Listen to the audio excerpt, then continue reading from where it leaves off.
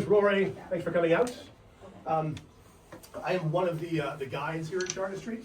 So if you've ever touched a gravestone and had somebody say, "Hey, don't touch that," it's probably me. And I have a fascination with things that happened that were hugely popular at the time, but that we've long since forgotten about. These kind of forgotten about crazes and passions that people had that fall by the wayside and get forgotten by history. I'm always fascinated by that kind of stuff. And one of them we're going to talk about tonight. So tonight, as you know, is March 31st. And March 31st is the most important date in human history. And you didn't know it. Because in March 31st, 1848, the world changed forever. Human evolution changed completely. Because March 31st, 1848, is when we made contact with the spirit world. Now our story begins in a little village called Hydesville, New York. It's way upstate New York near Rochester. Hydesville is so small it doesn't even show up on most maps. And in Hydesville, in March of 1848, lived a family named Fox. So you have Mr. and Mrs. Fox, a son named David who lives in Hydesville, and also two of their daughters, Katie Catherine and Maggie Margaretta Fox. Katie and Maggie Fox, they are probably 12, 13, 14, 15, thereabouts. A little hard to pin down exact ages, but you know, tweens, I guess you'd say. And the Fox family is kept awake night after night by these weird rapping sounds, these kind of like cracking, banging sounds that sound throughout their cottage where they live. They live in a very modest little house like this. So like a story and a half, so a very small, modest house that they live in. The girls would sleep upstairs usually. They're kept awake night after night by these weird rapping sounds that sound throughout the cottage. And they have no earthly explanation or source, but they seem to center on the two little girls, Margaret and Kate. Now, this part of upstate New York is in an area called the Burned Over District. And the Burned Over District of New York, kind of northwestern New York, and you could kind of think of that at the time as being kind of like Southern California today. It's a kind of edgy, crunchy, hippie, groovy, weird place that stuff happens. Called the Burned Over District because it's been burned over by so many religious revivals, religious movements coming through. In the Burned Over District, John Smith lives, and he is spoken to by the angel Moroni, who brings him to the golden tablets, which he translates into the Book of Mormon. We always think of Mormonism as centering in Utah. Actually starts in this part of upstate New York, the Burned Over District. It's one of many sort of religious movements that get started in this particular area. So when these weird rappings sound, it's probably not all that out of place for this to happen in the Burned Over District. Now Mr. Fox, the father, he investigates as best he can, but these weird rapping sounds seem to have no earthly source. They do, though, seem to center on his two daughters, Margaret and Kate. They only hear these rapping sounds when the girls are around. When the girls aren't around, they don't hear these rappings at all. Now at one point, one of the girls addresses the empty air. She says, "Here, Mr. Splitfoot, do as I do." She snaps her fingers 3 times. When she does that, she gets 3 raps in answer. She then makes the motion of snapping her fingers twice without making any sound, and she gets 2 raps in answer. She turns to her mother, she says, "Mother, it can see as well as hear." Mom is completely freaked out.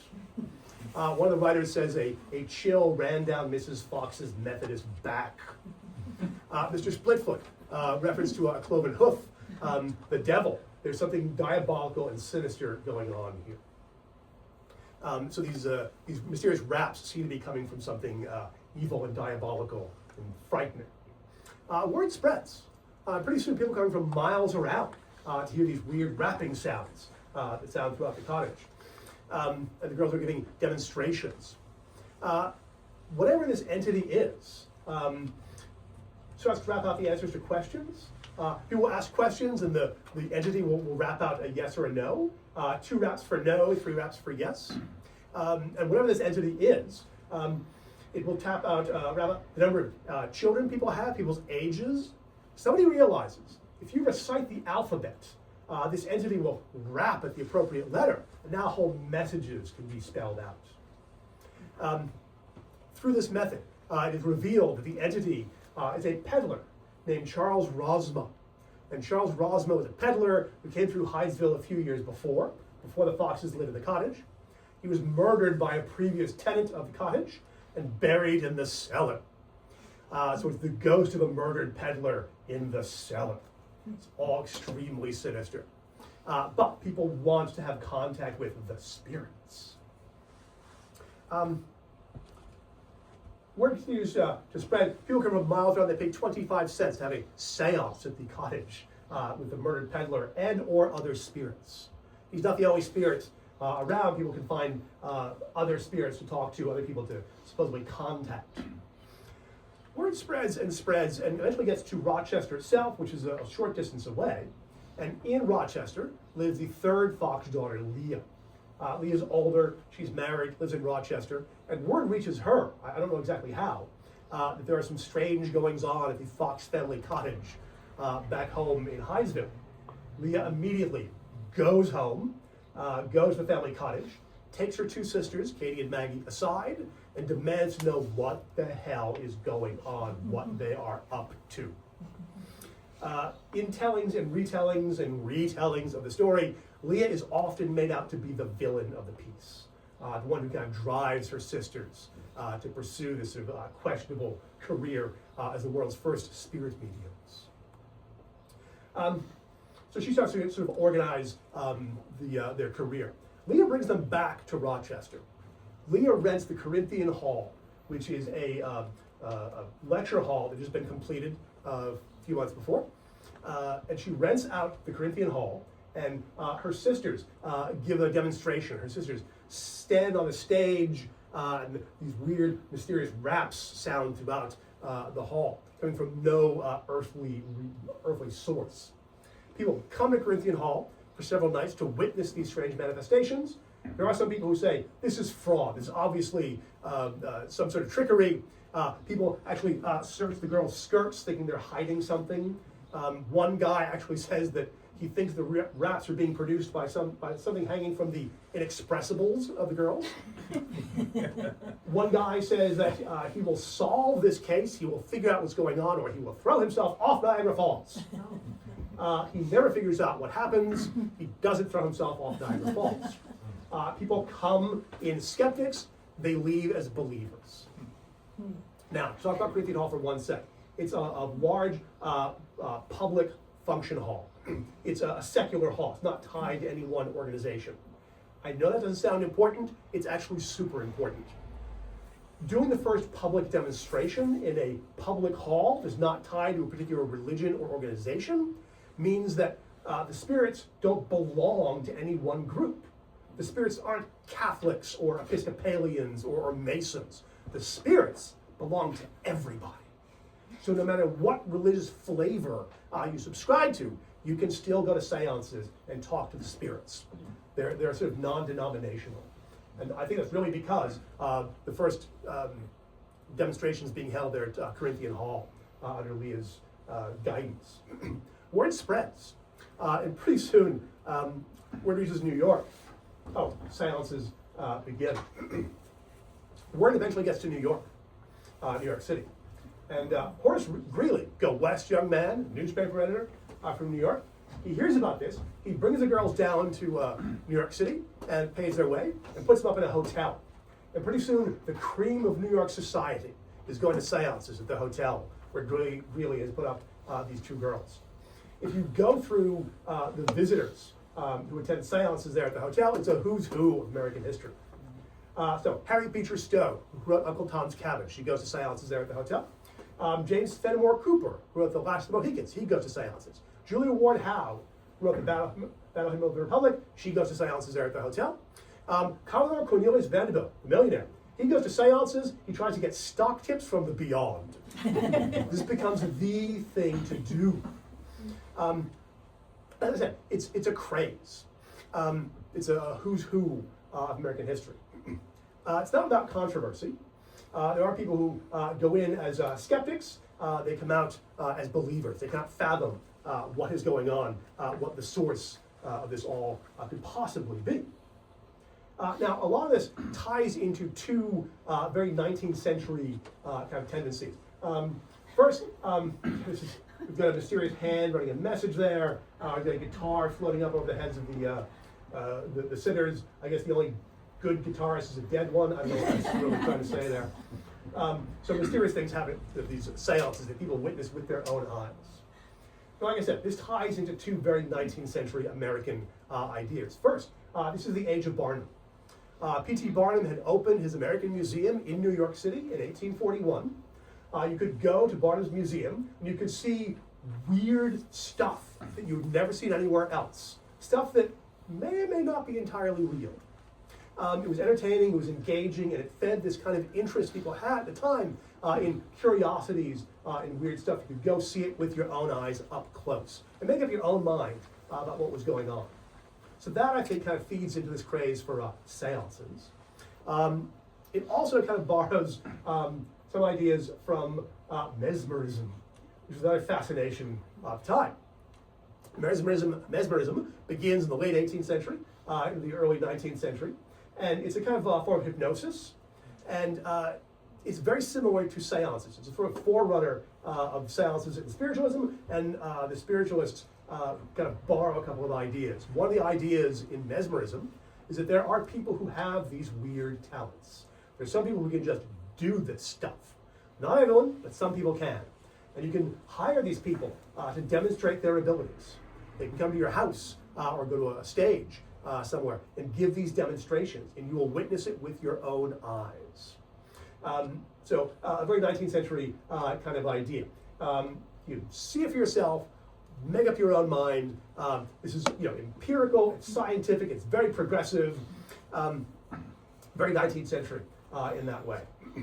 So, speaking of progressives, it catches on among the liberal intellectuals of the time. So spiritualism, which is this kind of quasi-religious, sort of philosophical movement that becomes centered on seances, attracts a lot of philosophers and free thinkers at the time. So the people who go to seances tend to be the crazy hippies of the time, abolitionists, people who want votes for women, dress reform.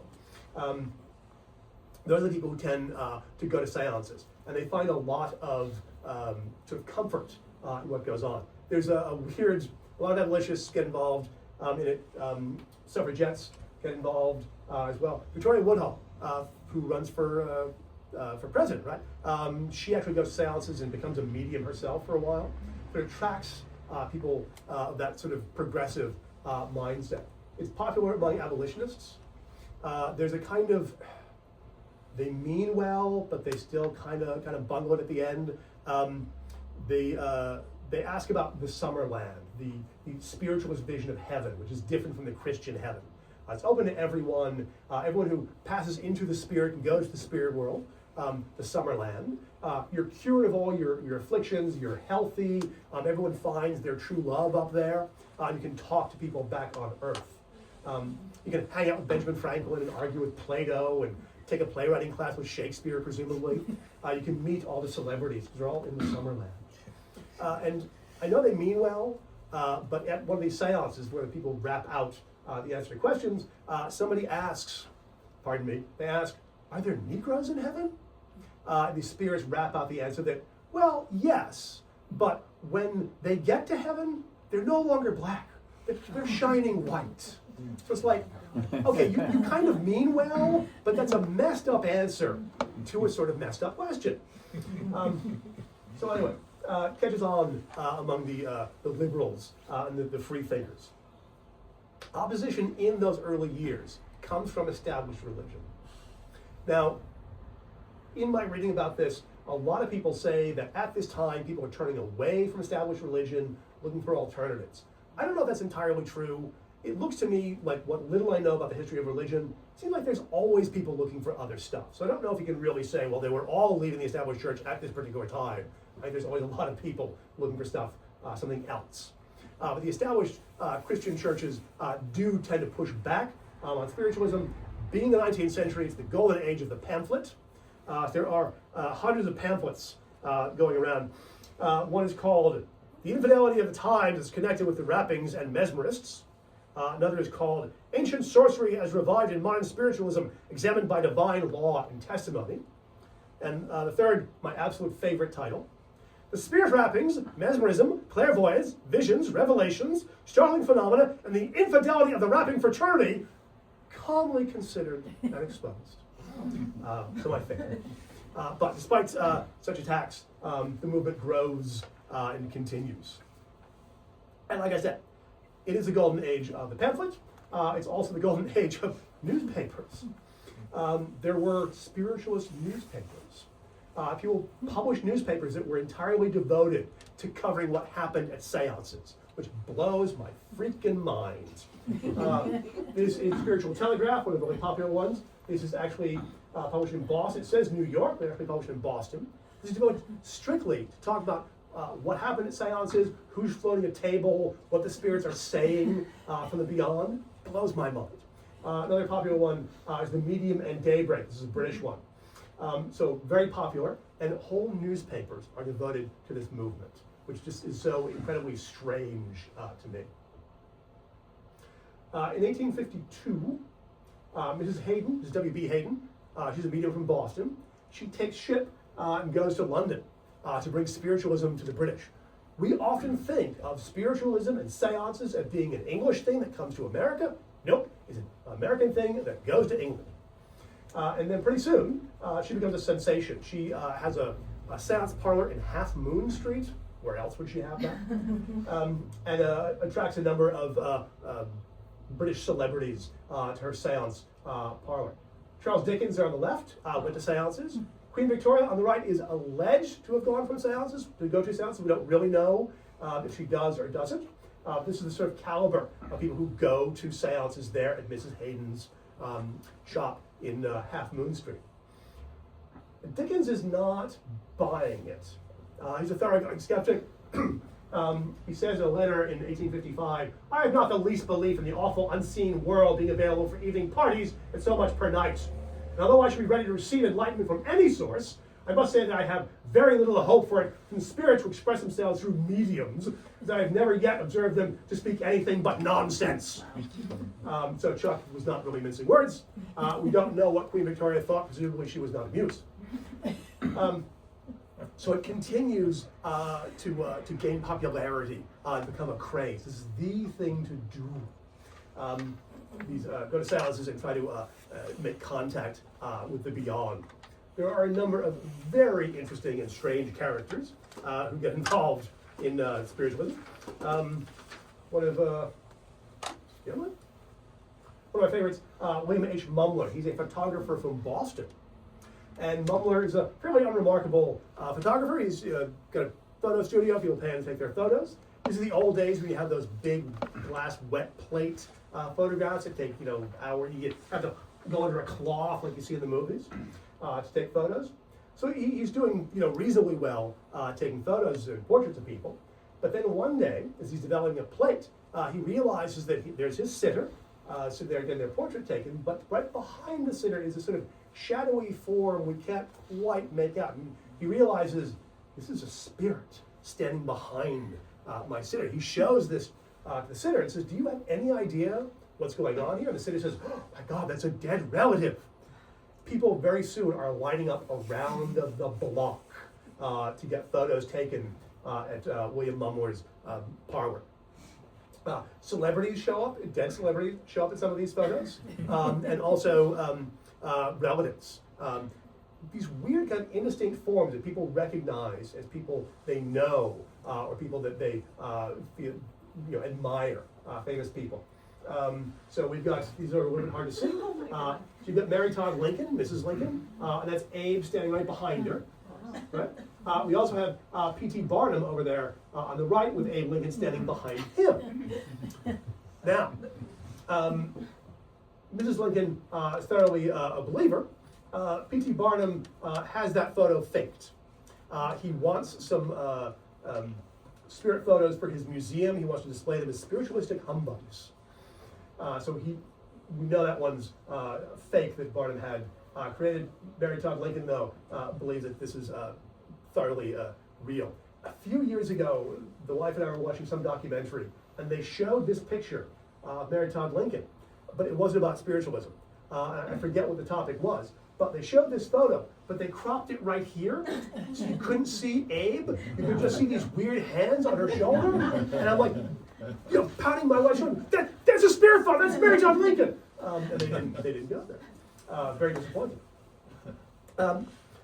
Now, after a while, people begin to notice that some of these spirit extras in Mumler's photographs bear a striking resemblance to certain very living Bostonians who also had photo sessions at his parlor earlier. So he starts sort of recycling and double exposing some of the photos from other sitters. This is when Mumler decides it's a really good time to go to New York City. He packs up, he moves down to New York, where he goes right back to work, sets up a photography parlor, and New Yorkers go to get their spirit photos taken. And then people start to notice that some of the spirit extras in these photos are photos that have been clipped out of magazines from the period. He gets accused of fraud and dragged into court. And P.T. Barnum appears for the prosecution, saying, I know this man's a fake. I know how this is done. But so many people appear for the defense, saying, no, he's got to be legit. Nobody else could possibly have shown me a photograph of my dead uncle. That he's acquitted. He gets off. Yes. And you can still occasionally find some of his photos around. They're usually incredibly overpriced. So he's able to get away with what he does. You don't go broke underestimating the gullibility of the public.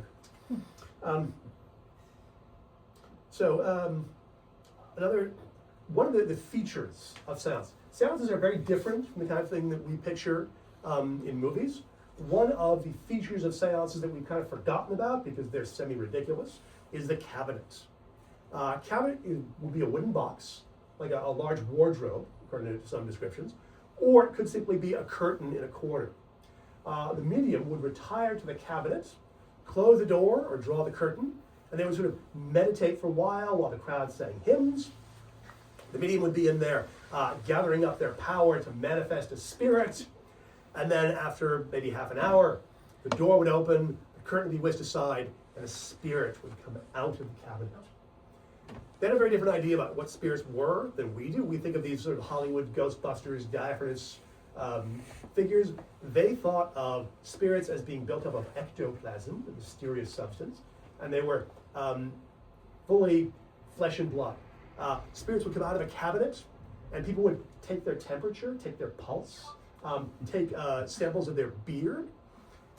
It may come as no surprise to some of the more astute of you that when the spirit came out of the cabinet, the spirit often looked a whole lot like the medium. When the spirit was outside of the cabinet, roaming around the seance room, conversing with sitters, people were told, do not open the cabinet. If you open the cabinet, light enters the cabinet. It is very dangerous for the medium. I bet it is. In Buffalo, New York, the Davenport brothers start giving demonstrations. This is the Davenports sitting in their cabinet. I've got a better picture coming up. It's the brothers on either side with their manager, Mr. Fay. They would give demonstrations from the stage. Mr. Fay would come out and he'd give a talk about the spirits and how we're going to contact spirits and give demonstrations of spirit power. And then the brothers would come out and they'd be searched by a committee from the audience, and they'd be placed in this cabinet. They'd sit at either end. You can see there are ropes. They would be tied hand and foot very securely, so they couldn't be doing anything in the cabinet. Tied hand and foot, and then people would place between them musical instruments, glasses of water, sometimes a pistol loaded with blanks. And the cabinet doors would be closed and the manifestations would begin. The tambourines would shake, the gun would be fired. There's a diamond-shaped window there in the center panel. A hand would stick out of the diamond-shaped window, waving a handkerchief and dropping it on the stage. This is actually sheet music. Davenport quadrilles. This is how popular these guys are. There's sheet music about them. After a few minutes of mayhem, the doors would be thrown open and the Davenport brothers would be firmly tied exactly in the same position they were. How could this possibly be anything but the spirits? There are a couple occasions, once in Liverpool, once in Cuba, when skeptics go to the shows in Liverpool. A bunch of sailors, British Royal Navy sailors show up at one of these performances. Sailors know about knots. The sailors tied them up so thoroughly that, bizarrely, no manifestations were forthcoming once the doors of the cabinet were closed. This did not go over well. So they occasionally got into trouble when nothing happened. But, although there was some controversy, they did tour the world. They went through all the United States at that point. There's only 30 states at that point. Then to Cuba, South America, into Europe, and as far away as Australia, where they both sort of retired. They never really made specific claims. They kind of were going to just let you decide what they did. Their manager gave a lecture on spirits and ghosts, but the brothers themselves never really said what we're doing is ghostly. They just kind of let you decide, which is a little mealy-mouthed, possibly a little amoral. So they're sort of stage mediums. Another stage medium who was just absolutely delightful was Anna Eva Faye, the indescribable phenomenon. She's from Ohio, and she traveled the vaudeville circuit with her spirit medium powers. The first half of her presentation is a fairly standard magic act, but the second half is really what people stay for. She has a cabinet as well, but her cabinet is sort of a pipe and drape kind of thing. It's not a solid box, it's drapes on a pipe and drape kind of arrangement. So she would be tied up. They would tie her neck to a post on the stage, and they would put, a gun with blanks and tambourines and stuff around her. She'd go into a trance. They'd close the curtain, and pretty soon this cacophony would start. The tambourine would come flying out. The guitar would be strummed on. The blanks would be shot. Whip the curtain aside, and there she would be, just as you had left her, all tied up, still seemingly in a trance. How could she possibly get moved? She then moves on to this mysterious question-answering kind of act. She's what they call a billet reading medium. For her act, she will have floor walkers walk among the audience during the first half of her act. And people will write questions down. Will I get a raise? What's my birthday? Will I ever find true love? What should I name my dog? You write these questions down, keep them on you, and then Anna Eva Faye would somehow, in the second half of the act, answer your questions from the stage. How could she possibly know that you've got a dog and you should name the dog Dixie? Impossible. Then, always looking to up the ante. People think, well, she's getting signaled. Somebody is, in the wings, somehow informing her of what's been written. So she takes the next step.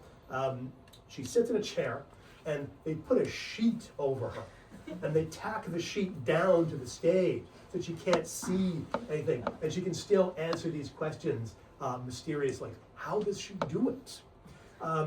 She really makes no claims either. She kind of lets people decide. She performed several times at the Salem Lyceum back in the old days. She goes to England and she meets Sir William Crookes, who's a scientist back then, who's fascinated with spiritualism and this sort of phenomena, and he wants to test her. He's a scientist. He's going to do it properly. He rigs up this chair for her to sit in, and there are two handles that she has to hold. There's electrical current running through the chair, and he's watching from the next room. If she lets go to sort of reach for something, the circuit is broken. It's an electrical current running through her, running over her, actually. So if she lifts her arm to grab for something, the circuit's broken, and he'll know. But the blanks are fired, the tambourines shake, and that electrical circuit is never broken. So she's holding on to both of these handles. How could she possibly be doing this? If you let go of one of the handles in this situation, you actually get electrical shock, so she'll feel it as well. I have, not to get super personal, I've had an electrical current run through me while holding on to electrical things. And I let go of one, and I did get a hell of a shock doing that. I was told not to do it. I did it anyway. I'm an experiential learner. So the indescribable phenomenon. She eventually retires to Medford, I believe. So she lives locally. So I keep meaning to go visit her grave. I haven't been able to do that just yet. So the indescribable phenomenon. Then, oh my God, one of my absolute favorites, Dr. Henry Slade, who's not a doctor. He just likes the way that sounds. He's from the Midwest, and he is a slate writing medium. So Henry Slade makes this discovery in the 1870s that you can take what is a fairly common writing surface in those days, children's school slates, and you can put them together with a piece of chalk in between them, and the spirits will scribble out a message on the slates, things they couldn't possibly know. Very popular, very successful. He tours around. He mostly does private sittings. He doesn't demonstrate from the stage. He mostly does these kind of private sittings. This is a slate he actually used. His slate is too small for us, and it goes on from there. There's a sort of sales pitch kind of meeting, kind of message here. Slade goes to England, and he has a sitting with Charles Darwin, and he does slate writing for Charles Darwin. He puts the slates together with chalk. He gives them to Darwin. Darwin opens them a moment later, and there in Greek, written on the inside, is the first verse or two of the book of Genesis. So when you have a seance with a man famous for the theory of evolution, and you produce a spirit message from him talking about how God created humans, this is a ballsy move. Apparently that slate still exists. I've read that I've not seen images of it, but apparently that the slate used still exists and still has that chalk message over 100 years later. I don't know how it survived all that time. It's remarkable. And people get all kinds of messages from the dead. And again, how can you deny this? A message from someone you're trying to contact in the spirit world, written right there. How can you deny the evidence of your own eyes?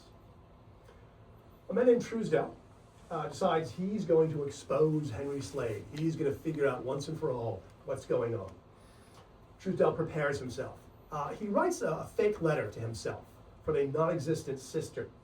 And in the letter says, John, can't wait to go to Australia later this summer, and I hope Frank is feeling better, and all this just sort of fiction in a letter.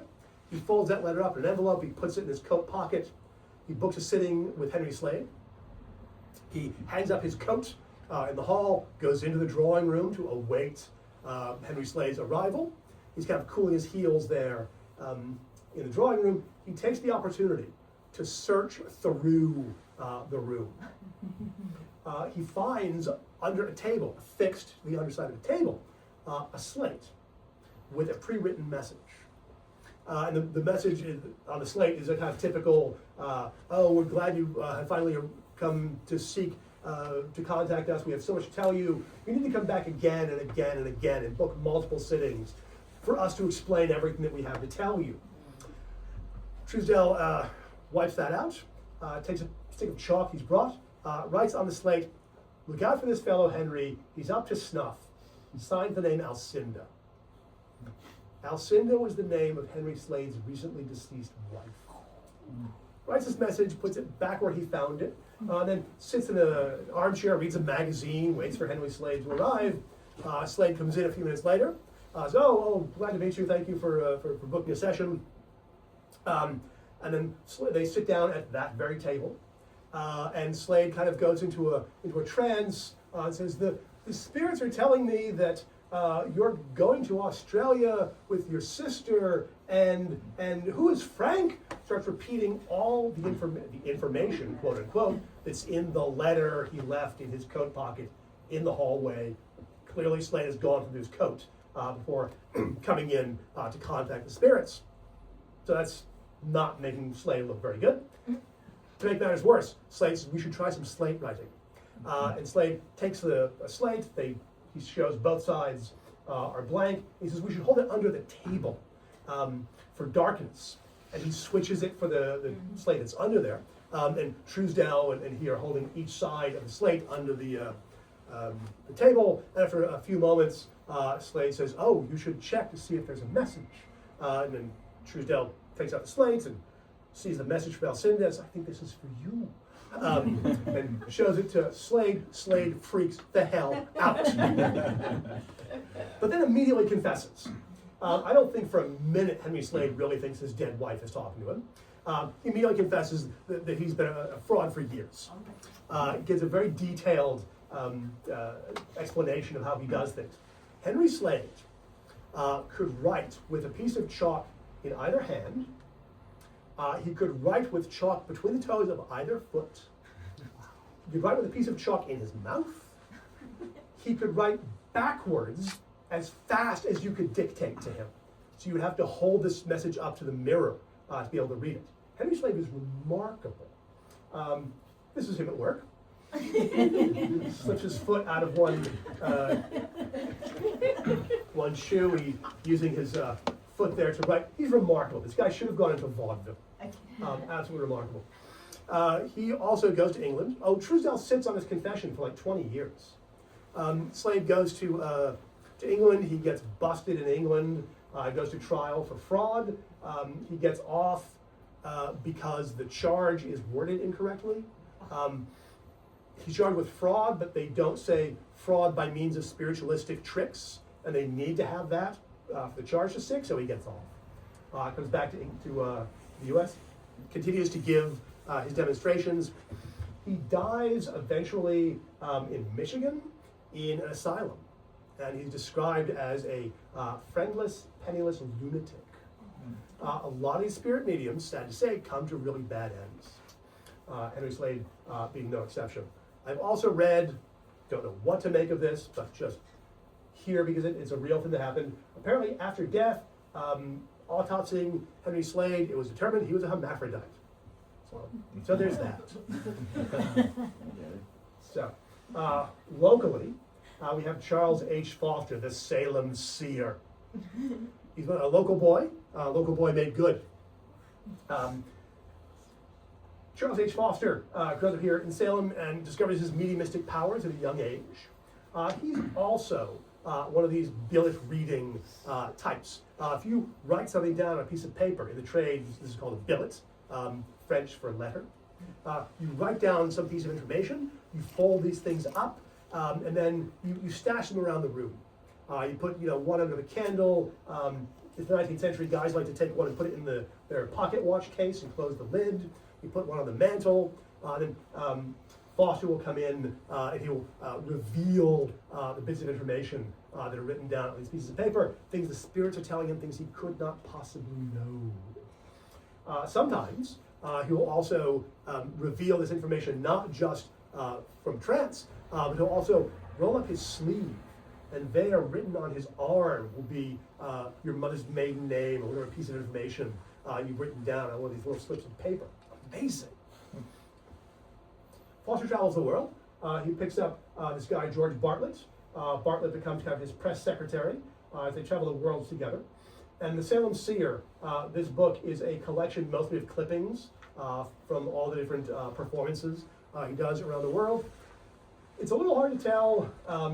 Standards are different. Male friendship is always kind of a weird thing. But if you read between the lines, you really get the sense these guys are a couple, but they can't say that. Foster also levitates, by the way. So yeah, I forgot to mention that. He levitates. They travel the world. They also get criticized. So these little pieces of paper, they're very small, and they fit in your hand pretty nicely. Foster smokes a cigar. The cigar's always going out. When the cigar goes out, you have to relight your cigar. And you've seen it in the movies. You light a cigar, you have to sort of cup your hands around the cigar to light it. Well, if you've got a little piece of paper in your hand that you've managed to grab, bring it right to your face like that lets you read it really easily. So I don't know. Seems like a possibility. He and Bartlett travel the world. They part company at some point, and Foster retires to Salem. And one day in the 1880s, a friend of his finds Foster wandering around town down by the Gables and realizes that he's not well. They bring Foster over to the Danvers Asylum, where he lives out the last couple of years of his life. He's diagnosed with softening of the brain. Like I said, a lot of these people sadly come to rather bad ends.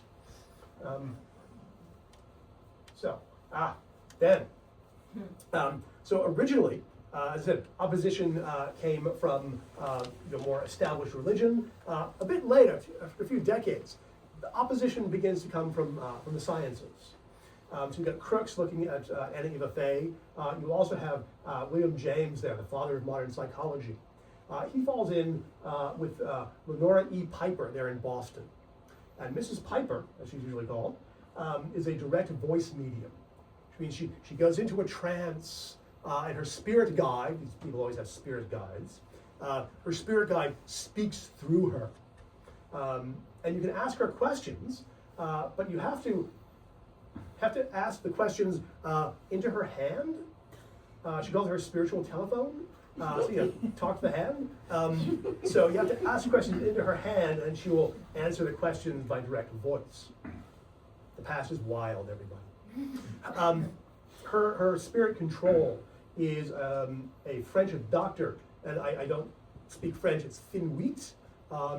And Dr. Finwit, or Finwit possibly, is a French doctor who's her spirit control. And Dr. Finwit doesn't actually speak any French beyond bonjour and au revoir, which is strange. When he's asked about this, he says that he's been dead for so long he's forgotten his French. Yeah. So William James of the James family has a number of sittings with her, and he's pretty sure that she demonstrates what he calls mixed mediumship, which means she only cheats sometimes. Sometimes she cheats so that the sitter is not disappointed with their sitting, but there are some times that she definitely, he feels, does some things that are legit. He calls her his white crow. If you say all mediums are frauds, you just need to find one to disprove that assertion. If you say all crows are black, you only have to find one white crow to defeat that assertion. He calls her his white crow. She's the one medium that he finds can do this at least some of the time. And he's not a dumb guy. He spends a lot of time with her. He's well aware of some of the problems in mediumship, but ultimately he does decide there is something to it.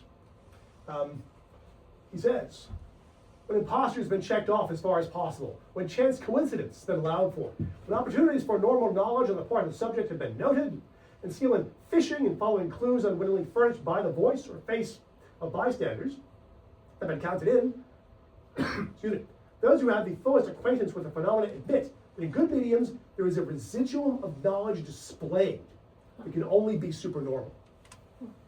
So when you check off all the boxes for potential fraud or mistakes, he thinks there's just something left you can't quite explain. So he kind of leaves the question open. I have to kind of respect him. He's not a dumb guy. He's not thoroughly convinced, but he thinks that there's a possibility. We don't know what it is that sort of convinces him. In the reading I've done, I've never come across a statement from him saying, well, at one point somebody said this or did this, and I realized they had to be completely legit. He never says. And in a way, I think that only makes sense. Whether you believe in seances and the dead returning, that's a personal choice. So it kind of makes sense in a way that whatever convinces him, he kind of keeps that to himself. So she's also extremely popular. Then, in 1888, bombshell. Margaret Fox, one of the Fox sisters, confesses the whole thing was a fraud. She gets this Rupert Briggs Davenport to write a book, The Death Blow to Spiritualism. Margaret Fox books a lecture at the Brooklyn Academy of Music.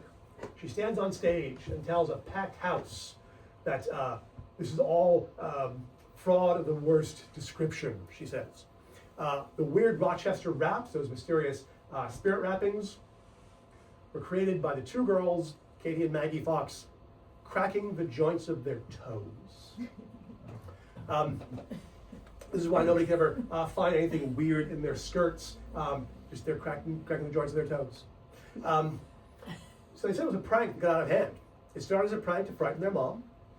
They initially tied an apple to a piece of string. They threw that behind the headboard of the bed. They would raise and lower that with the string to thump against the floor. That's the original raps. Then they realized they could do the same thing, produce a similar effect, just cracking the joints of their toes. They said when Leah came from Rochester and took them aside to ask what the hell was going on, she immediately said, "Show me what you're doing. Show me how you're doing this." And Leah, they said, and they want to lay it off really on Leah as being the villain. She may or may not be. Leah doesn't seem to be great. They said that Leah knew there was money in this. Leah knew they could tour and make money, and they were too scared to stop at that point. Now, Margaret said that as the woman who creates this, as the mother of all of this, if she created this, she should destroy it. So much fraud, so much deception was practiced in the name of spiritualism and seance holding. She thought, this is it, we need to draw a line and destroy this. She's going to go on a lecture tour and give lectures throughout the country, telling everyone how it's fraud, it's deception, go home, the spirits do not come back. This does not work at all. People will pay good money to hear that the dead come back. They will not pay good money to hear that they don't come back. So lecture tour goes very, very badly, and she kind of quits. At this point, she's destitute. All three Fox sisters died poor. There are also a lot of arguments back and forth with them. They have really awful lives. Toward the end of their lives, these two little girls from upstate New York, they're kind of broken down, middle-aged alcoholic women. They've had bitter disputes and frauds or accusations going back and forth among them. Just awful, awful lives. She has no money. The lecture tour doesn't work. She returns to mediumship. It's the only life she knows, the only way to make money. But the rich and famous aren't coming anymore. She's sort of tainted in a way. People are kind of done with the Fox sisters. They all die fairly close together in the 1890s. They're all buried in paupers' graves in Brooklyn, kind of forgotten about. So they have really awful lives. When Margaret confesses it was all a prank, it was all a fraud, she thinks she'll be greeted as a liberator. That people will be very happy to hear this. People are not. She gets hate mail. She gets a letter from a lady in Boston. Hundreds of thousands that believe through you and you alone. Hundreds of thousands eagerly ask you whether all the glorious light they fancied you had given them was but the false flicker of the common dip candle of fraud. The disclosure that you make take from me all that I have cherished most. There's nothing left for me now save to hope for the reality of that repose which death promises us. Wow. So this is someone saying, I'm absolutely at the end of my rope. I'm just going to wait to die, so thanks. So, like I said, people will come to hear seances are real, not that they are not. So the three Fox sisters, three very unfortunate people, who I think created something that got way out of their control. So in talking about the stuff that used to happen at seances, it's only fair that I give you some sense of some demonstration of the kind of thing that used to happen. Now,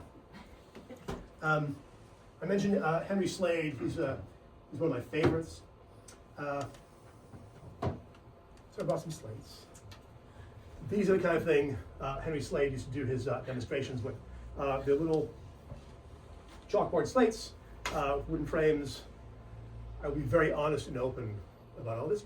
I wouldn't deceive you for the world. There are four sides. Side one.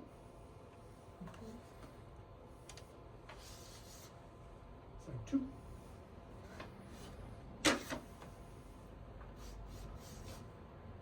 Side three. This, of course, brings us to anyone? Four.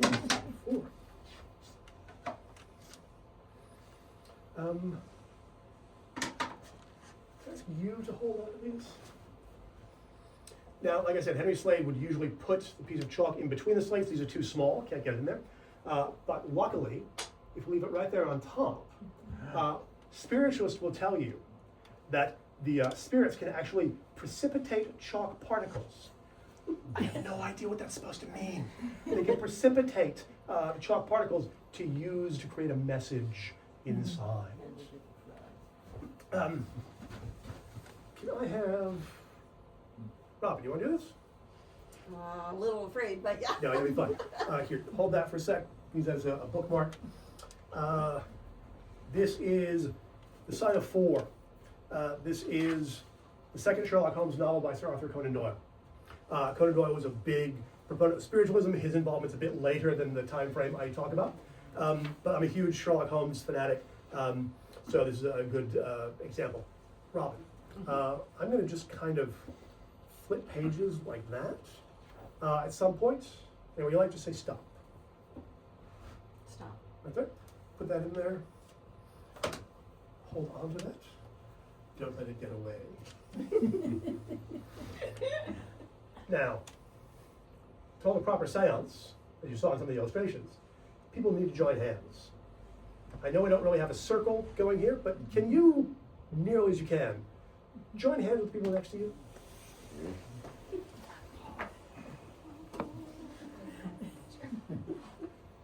You want to take a deep breath in, hold, 1, 2, 3, let that out. Again, take a deep breath in, hold, 1, 2, 3, let that out. Forget for a moment that we're sitting here in a modern building, sort of refitted modern building, with a PowerPoint presentation that we've just seen. Think for a moment. It's 100 years ago, it's 150 years ago. You're sitting in a dark room, waiting for a sign. Deep breath in, hold that breath out. Robin, can you go back to that page where you stopped? Mark with the marker there. Right. And can you read the top line right there? From the brusque and masterful professor of common sense who had taken over From the case. Did you do that again? From the brusque and masterful professor of common sense. From the brusque and masterful professor of common sense. Okay. Have you felt anything weird going on there? I mean, the chalk's been rolling around by itself.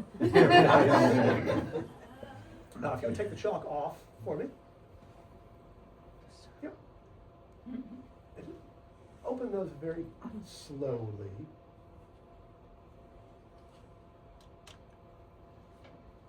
Is there any... Stop. What? What did...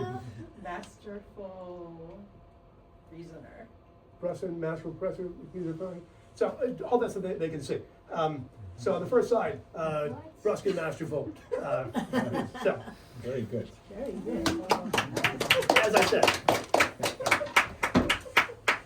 for a moment, just imagine that you're in a seance chamber 150 years ago, and that happened. What would you think?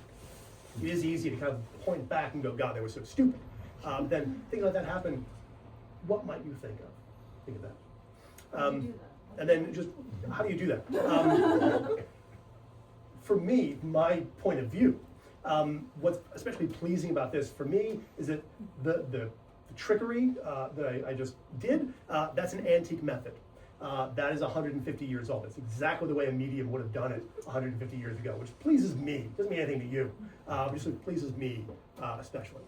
So, thank you all for coming out.